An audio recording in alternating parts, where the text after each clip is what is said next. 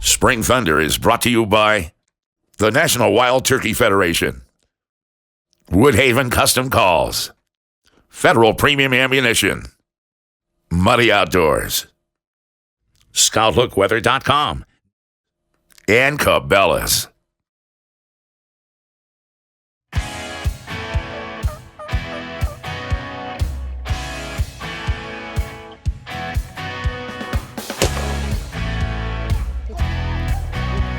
So today is April 2nd. It's the first day of our bed hunt here in central Wisconsin. We got lucky. This bird hung up about 65 yards and he wouldn't come any closer because our decoys are just covered in snow. I think that's a big reason why he didn't want to come in any closer. But our veteran here took the shot at 64 yards and he rolled him right over. First time turkey hunt, what do you think? It's great. The adrenaline definitely gets going.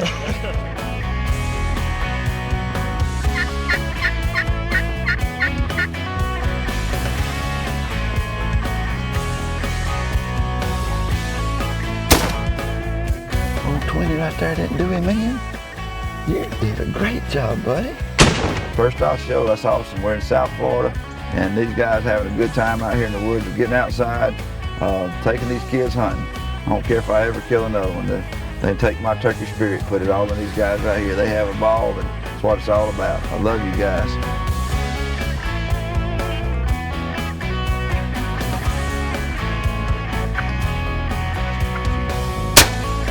Got him, Haley. You got him. I was able to pull this tom away from many hens. Well, he kind of pushed him this way. You know, I was just sweet talking him with that Woodhaven call, just real soft calling. Man, I can't be happier.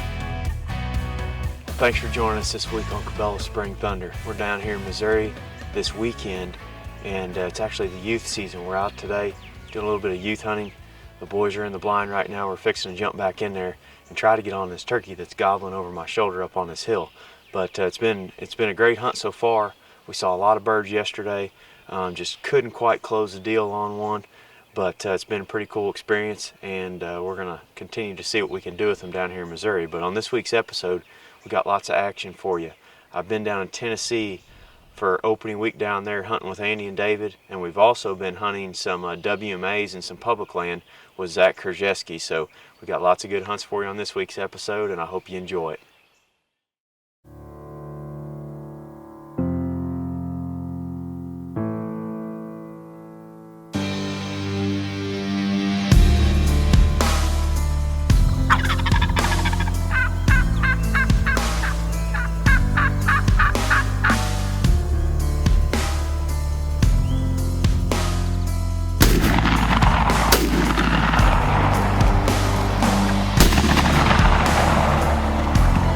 All right, well, here it is, opening day in Tennessee, and Mr. Roy and I were able to get it done this morning on the double.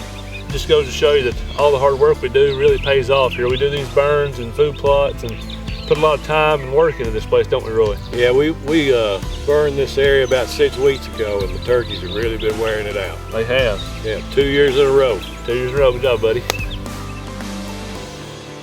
All right, it's April 4th, and it's about 4 in the morning, so if I look real tired, that's why.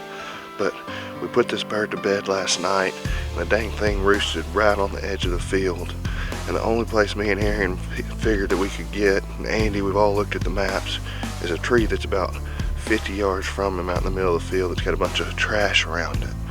We're gonna try to slip in there real early. Hopefully they don't hear us getting set up, because if we do, game over for us. But we're gonna go ahead and get in there and get quiet. Probably won't make a sound. Hopefully they pitch right out in the field, because they're roosted right on a bluff edge, so only place they can come is to the field. We'll see what happens.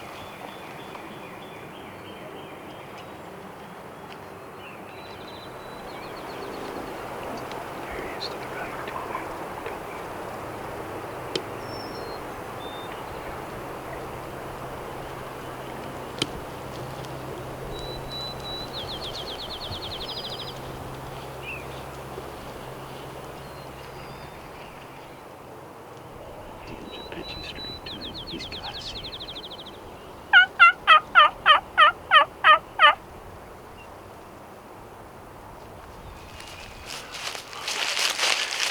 All right.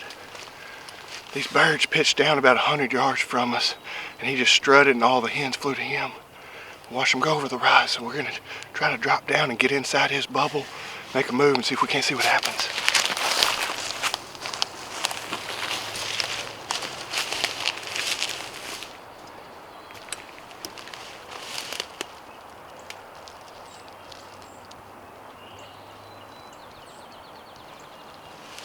You see him? Looks like he's about 80 yards, but his band's to us, so it's like they're going on down in that draw. We need to get up here.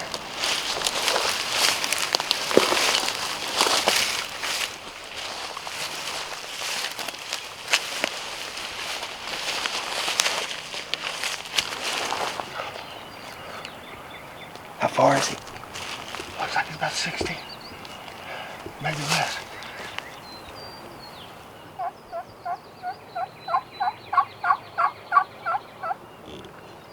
You heard it.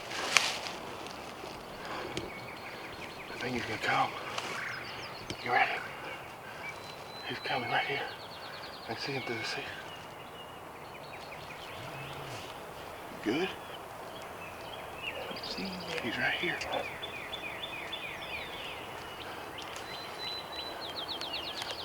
Let him clear the brush.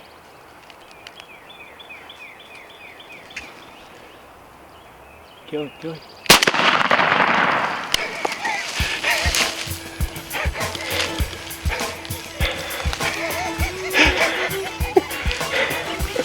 I can't believe we just did that. Oh my, check this head out right here. I mean, that's, I believe that was a little 3rd degree at 8 yards. Blistered him. Man, what an awesome hunt we had this morning. He's a good 2-year-old bird, good beard on him, but all day yesterday afternoon we watched this bird for about 2 hours out here in this field strutting with about 8 or 9 hens, and they roosted right here on the side, and we thought we'd try the same thing Andy and Dad did opening morning and get right in tight on them, because when these birds are henned up, a lot of times they won't talk, and when you get inside that bubble you can close the deal real quick. And it didn't work out for us right off the roost. They pitched down over the hill, and Aaron kept preaching, henned up birds, we gotta get inside the bubble, we gotta get inside the bubble. So we got aggressive and made a move, and a couple hen yelps, and it drew his attention just for a split second and brought him right in about 8 or 10 yards. And man, I mean, that couldn't have unfolded any better. So just keep in mind when you're hunting henned up birds, they may not speak a whole lot to you. You know, they stay in one area with 8 or 9 hens and just strut around. So if you can get inside that bubble, you might be able to close the deal too with either a strutter decoy or a few soft yelps like we used today. Well, it's mid-morning right now, and we're out on this WMA here in Tennessee. Zach and I got on a bird right off of the roost, and he pitched down and has done exactly what the rest of the turkeys have this week, and that is not move anywhere. The bird pitched down and stood there and gobbled in the same spot for what had to have been 2 hours. It sounded like there were some hens and jakes and stuff with him, but he was answering our calls. So we circled around. We're down in this little drain ditch right here that leads into the creek, and we're trying to get up around him. He's up on this ridge above us a few hundred yards away, so I think we can use the ridge to get pretty close to him. He's gobbled again right there.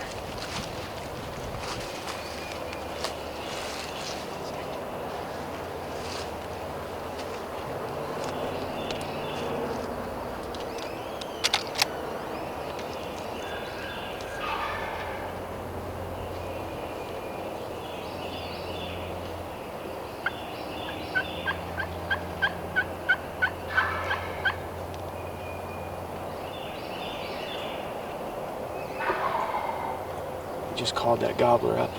He came in right here below us, but he came around behind that stupid dead tree over there. They were in gun range, so might as well flip around and start calling to them here.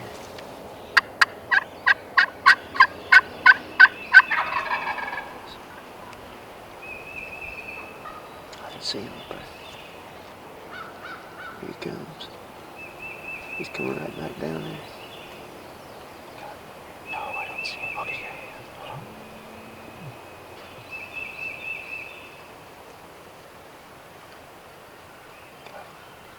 He's behind stuff.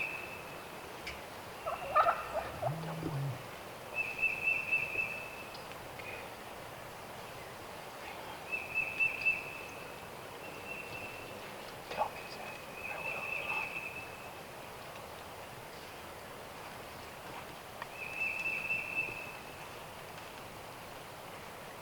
Just wait. Kill him right there. Kill him right there. Now. Wait. Now. How about now? Kill him. Yeah.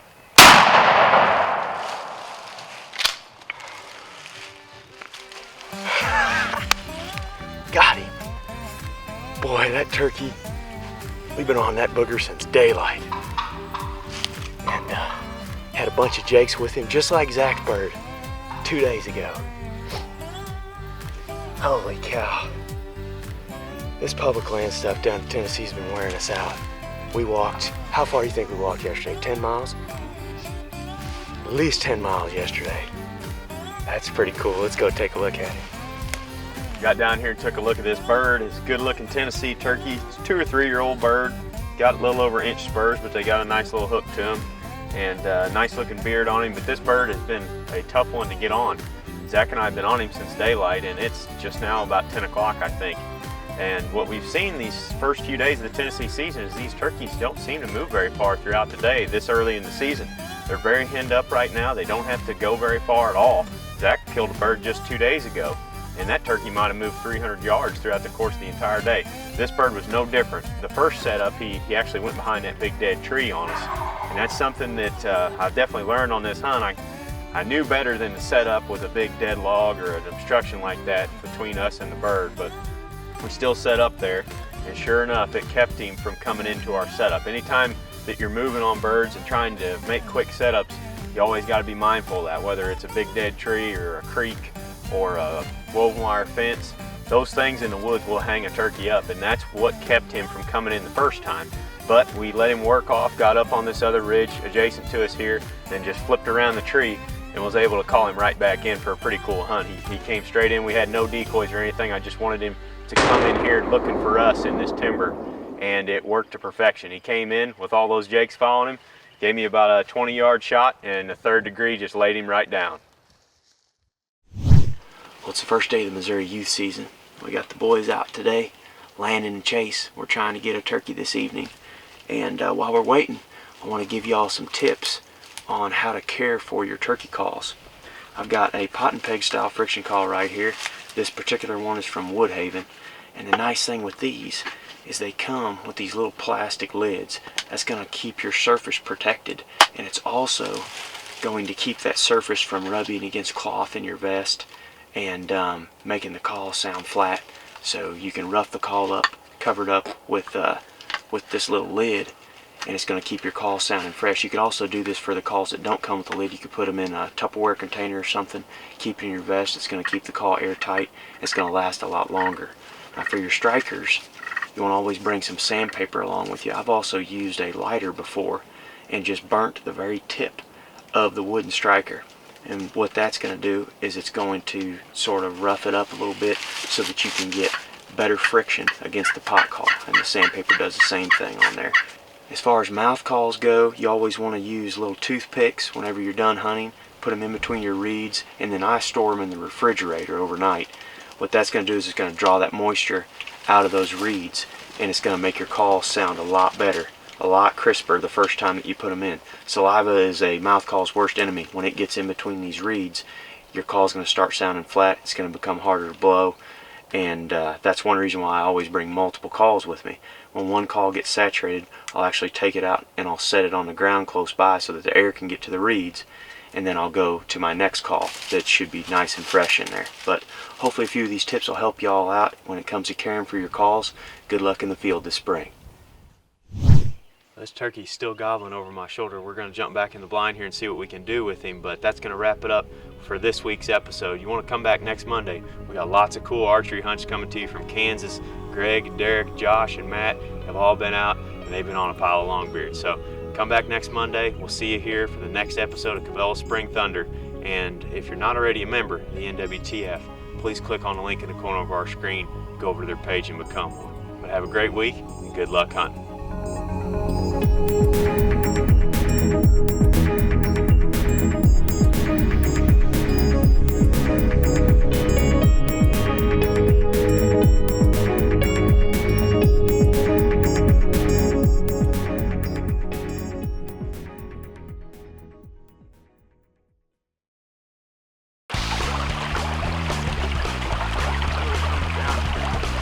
Yeah, just be walking in the water the whole way.